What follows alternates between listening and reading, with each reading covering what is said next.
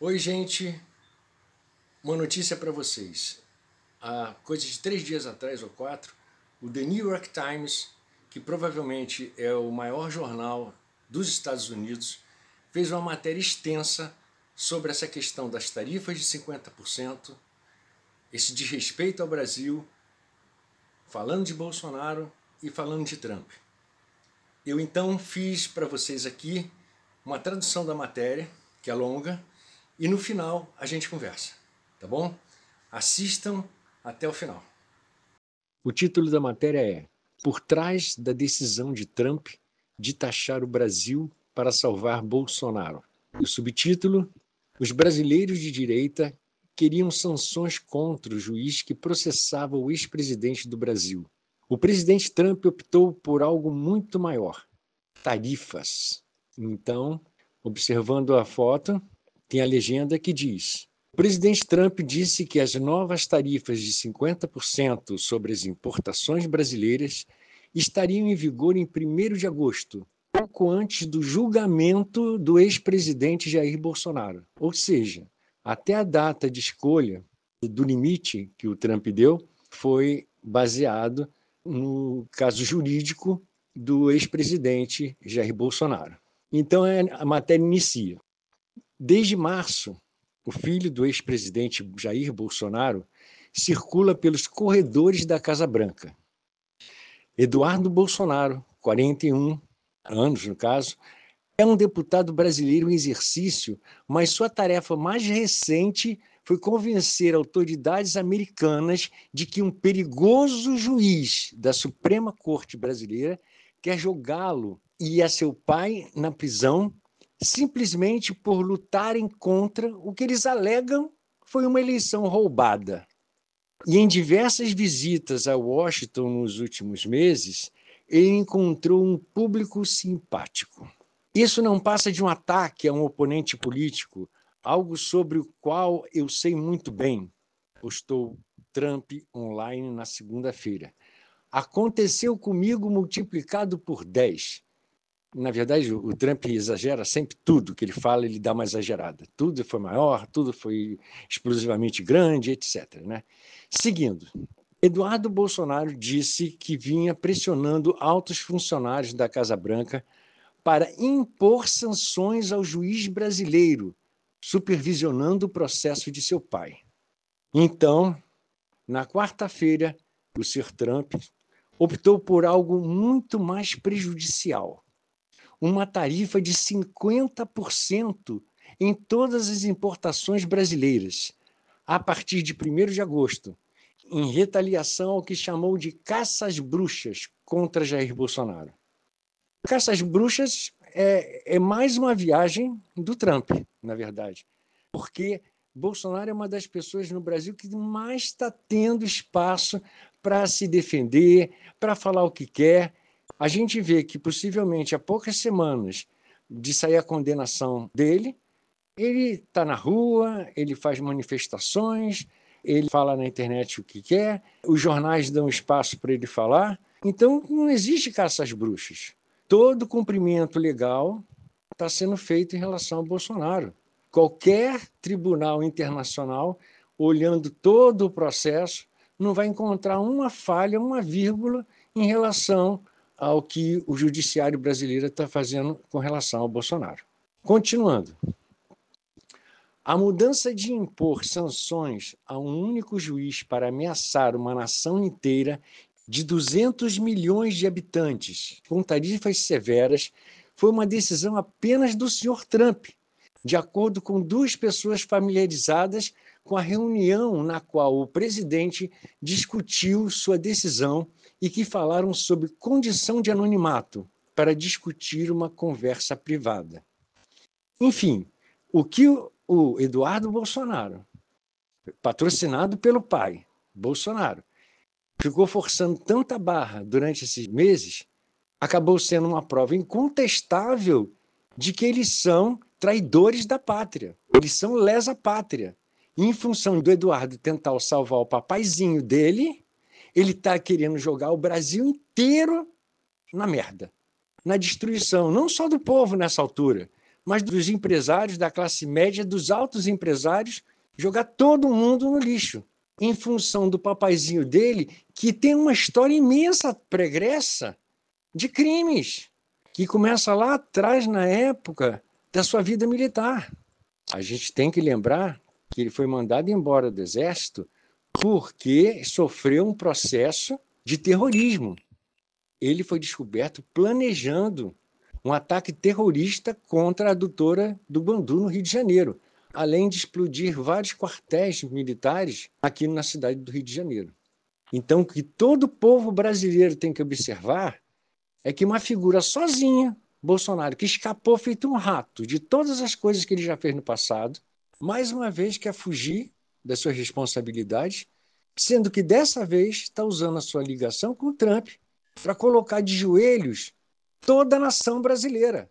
Então, esse momento que todo mundo que é brasileiro de verdade, amante do Brasil e amante da soberania nacional, tem que se opor a Trump, tem que se opor a Bolsonaro e querer que Bolsonaro e todos os seus filhos paguem por todos os seus crimes. Mas vamos seguir com a matéria do New York Times com relação à medida do Trump que determinou uma taxação ilegal de 50% em cima do Brasil. A medida demonstrou a nova disposição do Sr. Trump em usar tarifas para acertar contas públicas, independentemente de questões de ilegalidade, devido ao seu poder absoluto de causar destruição econômica e impor intensa pressão política. Então, o próprio Estados Unidos, a gente vê aqui nesse parágrafo, que o próprio Estados Unidos, a própria Times, reconhece que ele está agindo de forma ilegal, criminosa, e isso abre um pretexto, inclusive, por conta dessa atitude dele com o Brasil, ele poder sofrer impeachment por causa disso também. Vamos seguir. Tem uma fala aqui do Steve Bannon. Steve Bannon é aquele cara que foi responsável pela primeira eleição do Bolsonaro aqui no Brasil. Quem não sabe, foi ele na primeira eleição do Trump também, ele se meteu, ele inventou as fake news, ele ensinou tudo que o bolsonarismo sabe hoje, todas as práticas de fake news, etc. Então, fala do Steve Bannon. Adorei, disse Steve Bannon, em uma entrevista na quinta-feira. O Sr. Bannon há muito tempo pedia que Trump tomasse medidas contra o juiz do Supremo Tribunal Federal, Alexandre de Moraes. Até essa semana, esses apelos foram recebidos com silêncio. Abre aspas para o Bannon. Eu continuava dizendo às pessoas: há muita atividade, muito trabalho acontecendo nos bastidores, disse Steve Bannon. Eduardo Bolsonaro e um comentarista brasileiro de direita chamado Paulo Figueiredo. Gente, isso é a Times que está falando, hein? E um comentarista brasileiro de direita chamado Paulo Figueiredo vem pressionando autoridades do governo e membros do Congresso há meses. E essas autoridades, por sua vez, vêm informando Trump, disse Bannon. Quem falou isso aqui tudo para o Times foi o Bannon. Seguindo, Trump não precisou de muita persuasão. Trump decidiu atacar com força total. Isso realmente diz muito sobre Trump, não é? Disse Eduardo Bolsonaro. Olha a cara de pau desse sujeito. Então, seguindo aqui, disse Eduardo Bolsonaro, que mora no Texas desde fevereiro, enquanto está sendo investigado no Brasil por interferir no caso do pai. Aí abre aspas para a fala, obviamente, do Eduardo Bolsonaro. É a mesma caça às bruxas que ele também sofreu nos Estados Unidos, e isso gera muito empatia. Seguindo, Eduardo Bolsonaro passou anos construindo caminhos para o senhor. O mundo de Trump aprendendo inglês e aparecendo em Washington, antes do motim do Capitólio, em 6 de janeiro de 2021, em Mar-a-Lago, na noite da eleição de 2024. Ele disse que jantou com o senhor Trump em Mar-a-Lago. Isso, na verdade, gente, é uma coisa que a gente já sabia, né? Ele foi para lá para estar junto com os conspiradores do 6 de janeiro do Capitólio. Tem uma placa aqui dele, no CEPAC, que é um lugar de extremistas de direita, e a legenda diz: Eduardo Bolsonaro, filho do ex-presidente brasileiro, disse que vinha pressionando altos funcionários da Casa Branca a impor sanções ao juiz, que supervisiona o processo contra seu pai. Seguindo a matéria. A decisão do Sr. Trump criou agora a maior crise diplomática entre as duas nações mais populosas do hemisfério ocidental, em mais de uma década, bem como um grande desafio para o presidente Luiz Inácio Lula da Silva, do Brasil, no momento em que ele começa a se posicionar como candidato nas eleições do ano que vem. Lula respondeu de forma rápida e contundente, afirmando que o Brasil não retiraria as acusações contra seu antecessor e aplicaria suas próprias tarifas sobre as importações americanas. O Brasil é uma nação soberana, com instituições independentes e que não aceitará qualquer forma de tutela, disse ele em um comunicado na quarta-feira. E seguindo, a disputa entre o Sr. Trump e o Sr. Lula começou no domingo. Irritado com os comentários do presidente brasileiro sobre o comércio desleal durante uma reunião com outros líderes da aliança BRICS de economias emergentes, o Sr. Trump emitiu um alerta, 2 pontos. Qualquer país alinhado com as políticas anti-americanas, entre aspas, do grupo enfrentaria uma tarifa adicional de 10%. Gente, Trump está desesperado com o BRICS porque o BRICS está trazendo uma nova ordem econômica para o mundo. Acabou. Os Estados Unidos estão indo à falência total. Todas as instituições quebrando, tudo indo abaixo, o dólar desabando. Então o Trump está agindo da única forma que os americanos sabem agir, que é tentando criar situações de pressão, de interferência e distorção e de tudo. Seguindo. No dia seguinte, o Sr. Trump destacou o Brasil. O Brasil está tratando mal o ex-presidente Jair Bolsonaro, disse ele em uma publicação. Ele não tem culpa de nada, exceto de ter lutado pelo povo. Aliás, o Trump adora, né, quando escreve, botar coisas em caixa alta quando ele quer impor uma vontade dele, impor uma ideia.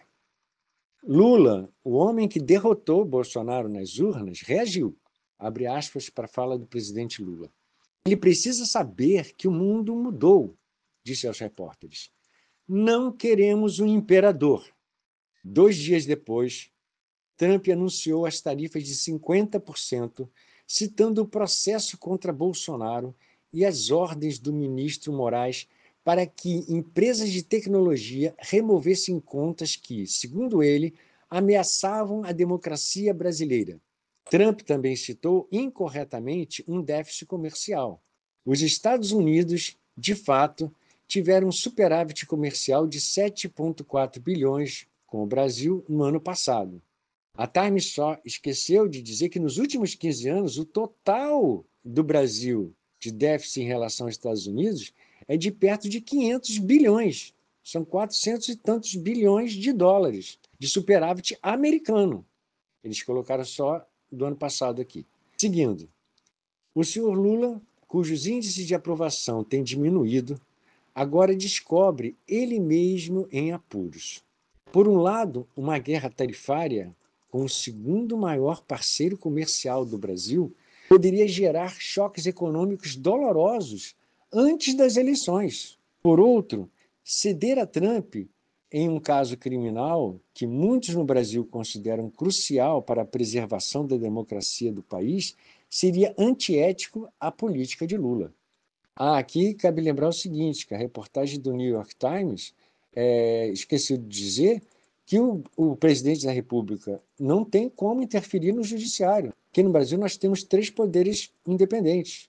O executivo, que é do Lula, o judiciário, que são de todos os ministros do Supremo, e o legislativo, que engloba a Câmara e o Senado brasileiro.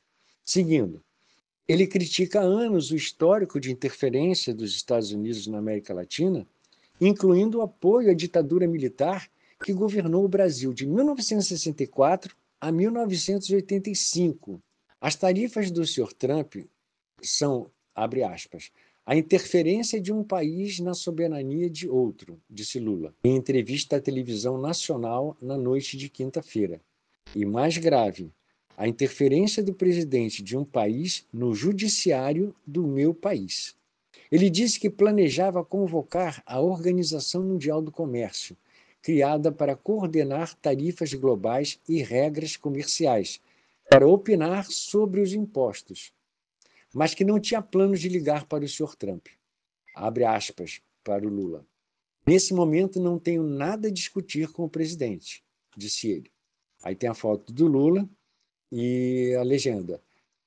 As tarifas de Trump são a interferência de um país na soberania de outro, disse o presidente do Brasil, Luiz Inácio Lula da Silva. Seguindo, o governo brasileiro está estudando a possibilidade de aplicar tarifas a indústrias americanas específicas, mas é cauteloso em impor tarifas recíprocas amplas, uma vez que elas provavelmente prejudicarão empresas brasileiras que dependem de materiais importados dos Estados Unidos. De acordo com uma alta autoridade brasileira que falou sobre condição de anonimato para discutir reuniões fechadas. Se o senhor Lula não conseguir evitar as tarifas, a economia brasileira poderá sofrer. Os Estados Unidos são o maior comprador de aço e café brasileiros e o segundo maior comprador de carne bovina brasileira. O comércio entre os dois países vinha se intensificando. As exportações brasileiras para os Estados Unidos atingiram um recorde de 40,3 bilhões em 2024, representando cerca de 15% do total das remessas brasileiras para o exterior. E, nos últimos meses, o Brasil saiu vitorioso na guerra tarifária global. Suas exportações de carne bovina para o mercado americano dobraram e seus embarques de café aumentaram em mais de 40% nos primeiros 5 meses do ano. À medida que as ameaças de tarifas do Sr. Trump e outros grandes exportadores, como China e Vietnã, tornaram os produtos brasileiros mais atraentes, de acordo com uma análise da Logcomex, uma provedora de dados comerciais. Alguns analistas disseram que a crise cria oportunidades políticas para o Sr. Lula, cuja popularidade em declínio deixou ligeiramente atrás de Jair Bolsonaro nas pesquisas para a eleição do próximo ano. Aí ele abre um parênteses que é verdadeiro. Jair Bolsonaro não é elegível para concorrer até 2030, depois que o Tribunal Eleitoral do Brasil decidiu que ele semeou dúvidas infundadas sobre os sistemas eleitorais do Brasil. Fecha parênteses. Abre aspas. Lula deveria estar tão feliz como sempre, disse Thomas Traumann, analista político e ex-secretário de imprensa de um presidente brasileiro de esquerda. Ele agora tem um inimigo estrangeiro e qualquer coisa que aconteça economicamente pode ser atribuída a Trump e Bolsonaro. As novas tarifas entrariam em vigor pouco antes de Jair Bolsonaro ser julgado sobre a acusação de que ele supervisionou uma vasta conspiração para se agarrar ao poder após perder a eleição de 2022 para Lula. Promotores brasileiros dizem que ele pretendia anular a votação, desmantelar os tribunais e conceder poderes especiais aos militares. Depois que o senhor Bolsonaro perdeu a eleição, milhares de seus apoiadores montaram acampamento em frente aos quartéis do Exército em todo o país, exigindo uma intervenção militar. Em 8 de janeiro de 2023, milhares desses apoiadores invadiram prédios federais da capital do Brasil. Os promotores acusam o senhor Bolsonaro de incentivá-lo. Na acusação mais explosiva, os promotores também afirmam que Bolsonaro tinha conhecimento de um plano de assassinar Lula, o ministro Moraes e o vice-presidente eleito. Bolsonaro negou a acusação. Claro, né, gente? A polícia brasileira aponta evidências digitais, como registros de chamadas telefônicas e pendrives que mostram que um funcionário do governo imprimiu 2 vezes os planos de assassinato nos escritórios presidenciais. Em uma dessas ocasiões, o senhor Bolsonaro estava nos escritórios, enquanto na segunda, por exemplo, o funcionário levou os planos para a residência presidencial, disseram os promotores. Ou seja, gente, prova cabal de que Bolsonaro estava por trás e ciente do plano de assassinar o Lula e o Alexandre de Moraes. Acabou. Seguindo. O senhor Bolsonaro negou estar planejando um golpe, mas disse que ele e outras autoridades discutiram maneiras de trabalhar dentro da Constituição que lhe permitiriam permanecer no poder. Olha que gracinha, gente, não é? Né? Bolsonaro falar uma coisa dessa, não é uma coisa engraçadinha? Seguindo a matéria. Para o senhor Bannon, a saída para a crise repentina do senhor Lula é simples. Abre aspas para a fala do Bannon. Acho que se você arquivar o julgamento e retirar as acusações, as tarifas desaparecem, disse ele. Ah, Bannon, você acha mesmo que o Brasil vai fazer isso? Ficar de 4 para os Estados Unidos, jogar fora a nossa soberania e o Lula comprar uma briga com o judiciário brasileiro? Chance zero, né? Aí, para finalizar a matéria, o New York Times termina de forma brilhante. O jornalista pergunta para o Steve Bannon: isso não parece extorsão? E aí o Steve Bannon vai responder para o repórter: é maga, querida. É um admirável mundo novo. Para quem não sabe, MAGA, né, que vem sempre escrito nos bonés do Trump, são as iniciais de Make America Great Again, que quer dizer fazendo a América grande de novo. Basicamente é isso. Então, na cara de pau, então o repórter do New York Times pergunta para o Bannon sobre tudo isso que o Trump está fazendo junto com o Bolsonaro. Ele pergunta: isso não parece extorsão? E o Steve Bannon responde: é maga, querida. É um admirável mundo novo. Ou seja, o Trump, da mesma forma que o Bolsonaro, não passa de um reles miliciano sentado numa cadeira de presidente. Para os Estados Unidos, nós sempre fomos terceiro mundo. E mais do que isso, nós sempre fomos tratados como vira-latas. Nós sempre fomos tratados como o quintal dos Estados Unidos, coisa que é falada inclusive por jornalistas americanos. Nós somos o quintal deles. Então, se nós somos vira-latas, o que eles não sabem é que nós somos vira-latas caramelo. Então não mexe com o vira-lata caramelo. Vai dar ruim, não vai dar bom. Esse é o grande recado para o Trump.